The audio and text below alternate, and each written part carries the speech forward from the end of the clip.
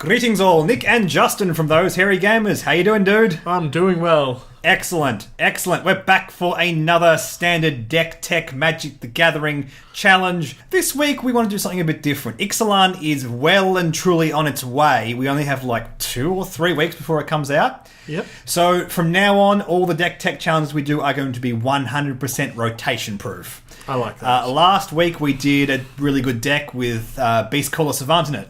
Yes. Which is not rotation proof, and the deck really wants that card to work, Yep. which is not ideal. So from now on, everything must be from the Kaladesh or Amonkeht block. We're not going to have cards that are from Ixalan just yet. Once that's 100% spoiled, we will start doing these challenges on that set. But for the time being, I wanted to look something a bit different. Ixalan's going to bring a lot of cool tribes to the table.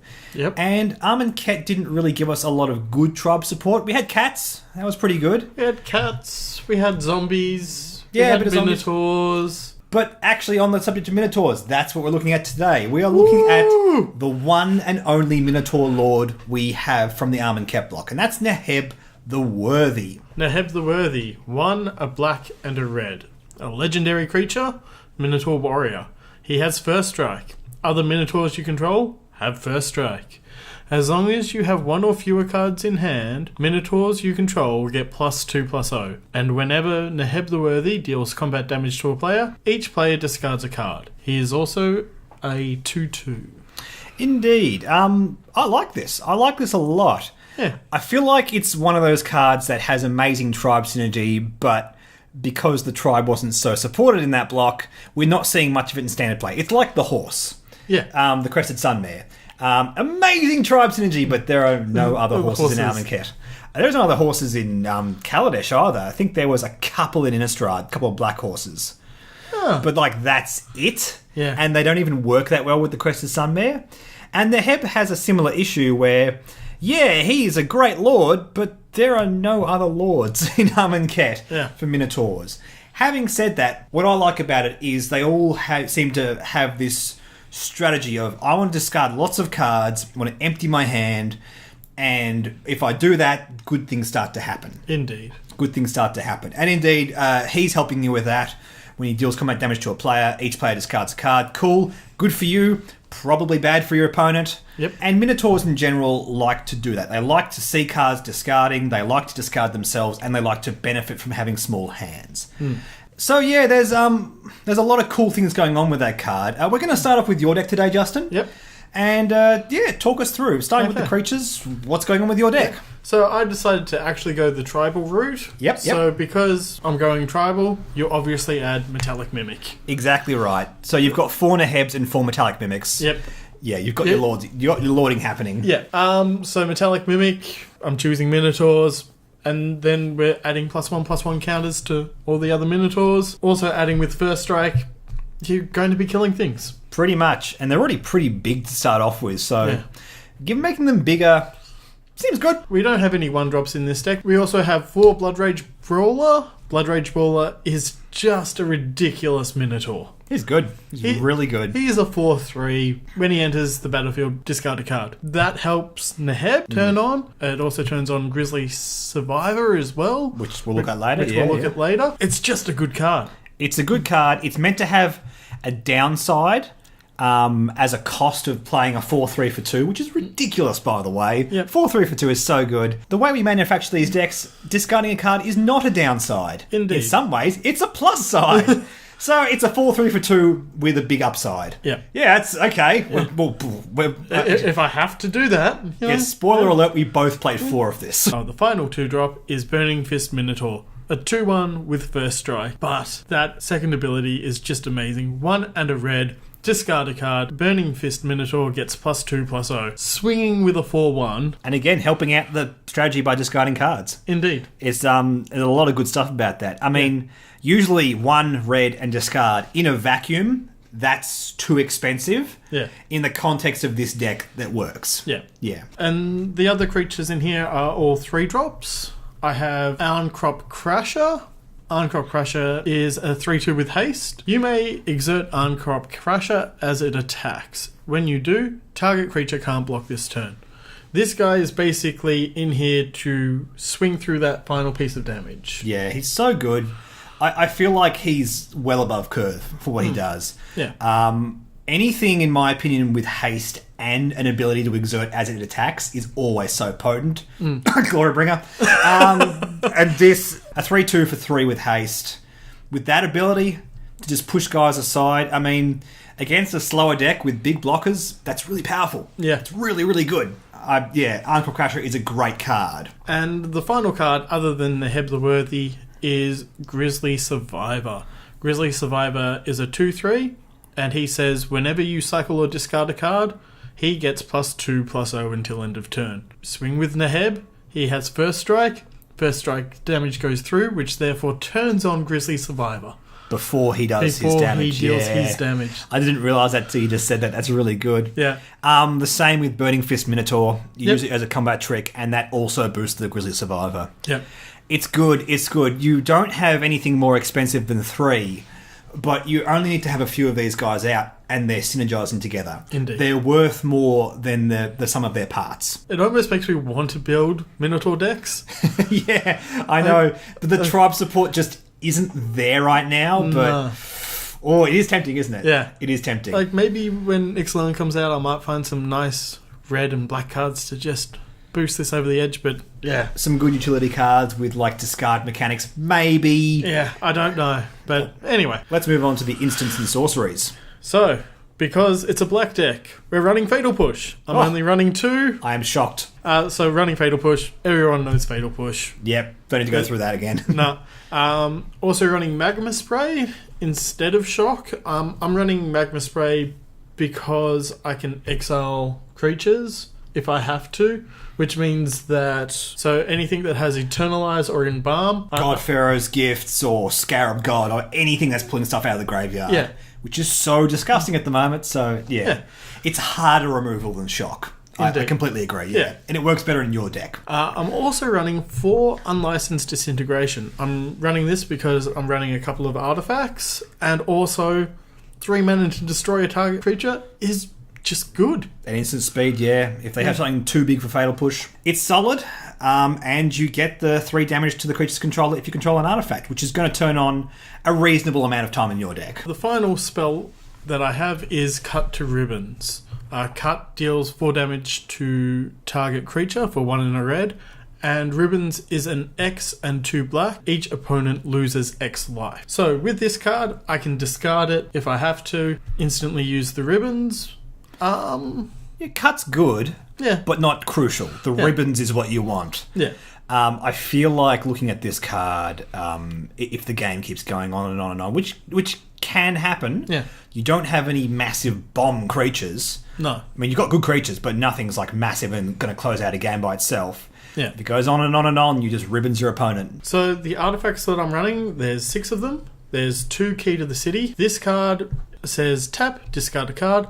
Up to 1 target creature can't be blocked this turn, and whenever Key to the City becomes untapped, I may pay 2 mana. If I do, draw a card. It's pay 2 mana, draw a card.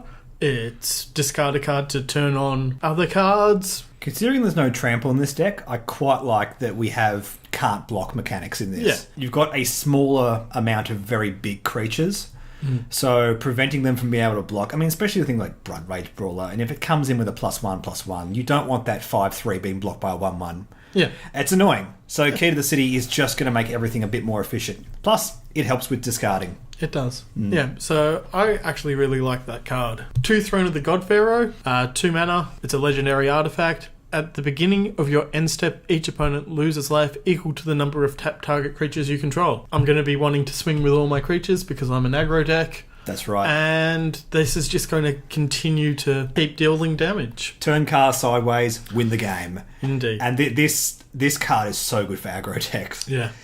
2 mana almost feels criminal. I feel like this could be 3 mana and still work really well. 2 make sure that it's competitive. 3 might be a bit too expensive, but I love it. I love it with massive zombie decks. And the final spell that I have in this deck is Hazaret's Monument. It's 3 mana. Red creature spells you control cost 1 less to cast. And whenever you cast a creature spell, I may discard a card, and if I do, draw a card. It's discarding, which is then giving me a card to discard again. It just turns everything on. Making my 2 drops 1 drops, making my 3 drops 2 drops. If this comes out turn 3, it means turn 4 you're playing 2 or 3 creatures instead of maybe 1 or 2. Yeah. I like that a lot. I like that a lot in this deck, that's for sure. Yeah, and then all of a sudden, having to be able to discard some cards to turn on some other creatures, it just, this is good. And you don't have to if you don't want to. The lands are fairly simple. 2 Ether Hub, give me some red and black mana if I need it. 4 Canyon Sloughs for red and black mana. And then 9 Mountains, 7 Swamps. I'm mountain heavy in this deck. The only 2 black symbols you have on a card is ribbons.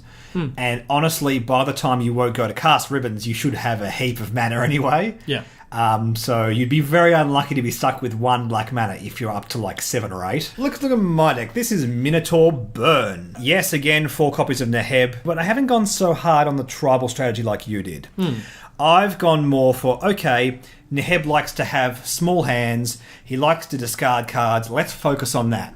Okay. Let's go for minimizing the size of your hand, going for quick burn spells, and going for things that capitalize on things that discard and want small hands. So, starting off, we have in the 2-drop slot, just like you, no 1-drop creatures, 4 Blood Rage Brawlers and 4 Burning Fist Minotaurs, just like you did. They're good cards. I mean, it just makes perfect sense. They're really on curve, especially Blood Rage Brawler, well above curve. A 4/3 for 2, with no downside in this deck. I cannot sing this card's praise enough. I won't tell you what those guys do. We know from Justin what all the text on those cards are, but they're discarding cards. They're helping the whole strategy of keeping your hand small in this deck. Yep. At our 3 drops, we have our 4 copies of Neheb the Worthy, and we have 4 copies of Grizzly Survivor. Just like Justin, we wanted to have lots of this guy. I went for slightly more of him because I have more discard outlets. I want to make sure he's on the board and he's activating quite a lot. Yeah. The discard's great. It can happen at instant speed with things like Burning Fist or some other cards we're going to see soon. So he can do it as a combat trick, which is quite nice. Canyon Slough as well. Just cycle that for 2 mana. Yeah, that's a good point. We didn't think of that. Canyon Slough also works off the back of that. So moving on to our 4 drops, we have a couple of these in this deck. My curve sits a bit higher than Justin's. I have 3 copies of Hazaret the Fervent. He's not a Minotaur. He's not a Minotaur, Justin, but he loves small hand. He cost 3 red. He's a legendary god that has the stats 5/4. Indestructible. Haste. Hazarak the Fervent can't attack or block unless you have 1 or fewer cards in hand. Awesome. That's this deck all over. Yep. And for 2 red and discard a card, Hazarat deals 2 damage to each opponent, which is great in this deck as well, was we're all about burning my opponent's face. Yep, turns on Grizzly Survivor, turns on a couple of other cards. It makes sense. It's really solid. It's just really solid. It's a great god. I actually recently picked him up in a league that we played, and he was the star of my league deck for sure. He has such great synergy with so many other cards in Amonkeht, but not much to say about him. He is fantastic in this deck. Yep. And the other 4 drop I have is 3 copies of Merciless Javelin here. Now, this isn't a super great card, but I like the activated ability to discard a card. Yeah. Between him and Burning Fist Minotaur, we have 7 Minotaurs that have activated ability that discards cards. And for this deck, I really wanted that. Cost 2 black red. He's a Minotaur warrior with 4/2. The activated ability, 2 and discard a card. Put a 1/1 counter on target creature. That creature can't block this turn. So we're getting a bit of removal. We're getting a bit of board control. At top end, sort of late game, he's doing a lot of work for you. Yeah, he's only got 2 toughness, so he might die quickly. But if he doesn't, he's really going to punish your opponent. I'm almost considering putting him into my deck now. Well, there you go. There you go. Not a great card. I'd say he's probably one of the worst creatures in this deck, but I like him in this deck a lot. Yeah. That's why I put him in. Let's move on to the instants and sorceries. We have 4 copies of Fatal Push, because Fatal Push is Fatal Push. Yep. We have 4 copies of Harsh Scrutiny, which is a good, solid card. Target opponent reveals his or her hand. You choose a creature card from it. That player discards that card. Scry 1. It's just a really good card, but I like this alongside Neheb. We have a lot of good burn, a lot of good removal in this deck. So attacking my opponent's hand is fantastic. Neheb also attacks my opponent's hand. So between these 2 cards, we're probably going to get rid of some important stuff. Now, I did not go for Magma Spray. I went for 3 copies of Shock. I like that Shock can just hit my opponent's face. There's a lot of good burn in this deck, so I can win through that. I'm focusing on heavy discard, so just good solid burn is great. It's also versatile in that it can take out creatures as well. I'm just getting through these cards and emptying my hand, and that's what this is all about. We also have 4 copies of Fling. It's such an exciting card. A 1 and red instant. As an additional cost to cast Fling, sacrifice a creature. Fling deals damage equal to the sacrificed creature's power to target creature or player. It's nasty. Yeah. It's really nasty, and it's a great game finisher. Yeah. If you just need to get through that last bit of damage. If any of you watch MGT Goldfish, he made a Demon Fling deck. Yeah. Which was hilarious. Yeah. I mean, this is not a Fling deck, but Fling is very welcome in this. There's nobody below power 2. Like, we have a 2-drop with 4 power. It's so powerful alongside Fling. If it comes out really early game and we don't think we're going to get the use out of it, just discard it. Yeah. We have a lot of stuff that is like, well, okay, if it's too early, just discard it. Well, also, if you discard it, your opponent will see the card and then they freak out. Yeah, they see Fling, it's like, oh god, but like, where's the demons? Where's all the big creatures? Yeah. Which is a strategy, I guess. Finishing off the spells, we have 2 copies of Insult to Injury. Insult is top half of the card, costs 2 in red, sorcery. Damage can't be prevented this turn. I like that. If a source you control would deal damage this turn, it deals double that damage instead. Cool. Do you realise? Yeah, I can Fling. Yeah. I can Insult and Fling. Yeah.